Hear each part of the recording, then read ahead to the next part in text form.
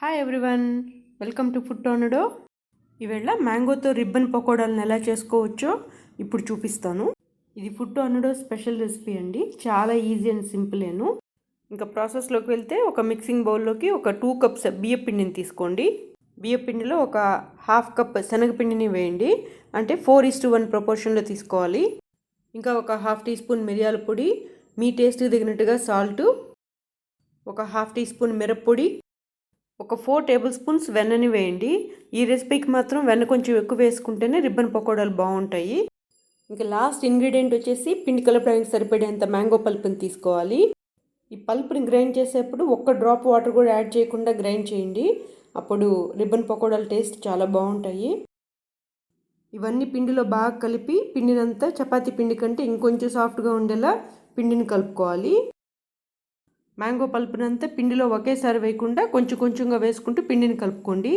మీరు ఏ వెరైటీ మామిడి పండ్ల జ్యూస్తో అయినా పల్పుతో అయినా పిండిని కలుపుకోవచ్చండి. ఇక్కడ నేను బంగినపల్లి వెరైటీ వాడుతున్నాను. పిండి కన్సిస్టెన్సీ అంతా వీడియోలో చూపిస్తున్న మాదిరిగా ఉండేలా కలుపుకోండి.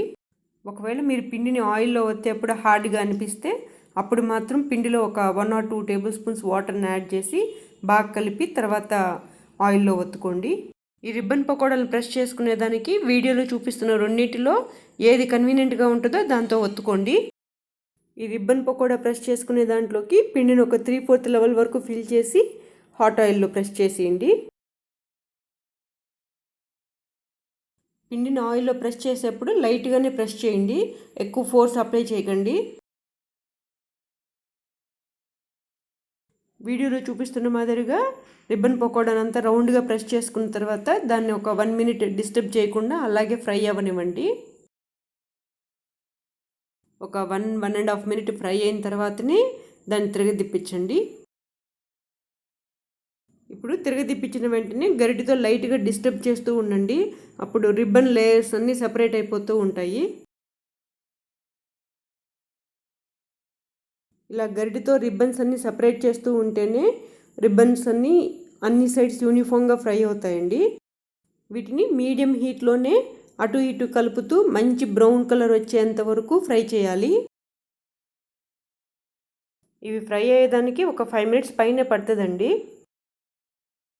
ఇవి అన్ని సైడ్స్ నీట్గా ఫ్రై అయ్యి బాగా క్రిస్పీగా రావాలంటే మాత్రం ఇవి నూనెలో ఫ్రై అవుతున్నంతసేపు గరిటెతో లైట్గా అటు ఇటు కలుపుతూనే ఫ్రై చేయాలండి. మంచి బ్రౌన్ కలర్ వచ్చేంత వరకు ఫ్రై చేసి ఆయిల్లోంచి తీసేయండి.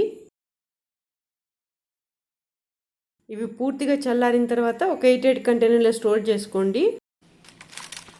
ఒకసారి సౌండ్ వినండి ఎంత క్రిస్పీగా ఉన్నాయో. పిల్లలకు కొంచెం మీరు డిఫరెంట్గా సర్వ్ చేయాలనుకుంటే మాత్రం వీటిపైన ఒక స్పూన్ షుగర్ పౌడర్ని లైట్గా స్ప్రింకిల్ చేసి సర్వ్ చేయండి. పిల్లలు చాలా ఇష్టంగా తింటారు వీటిని. ఈ వీడియో మీకు నచ్చిందా? షేర్ చేయండి. నా ఛానల్కు సబ్స్క్రైబ్ చేయడం మర్చిపోకండి. Thank you for watching.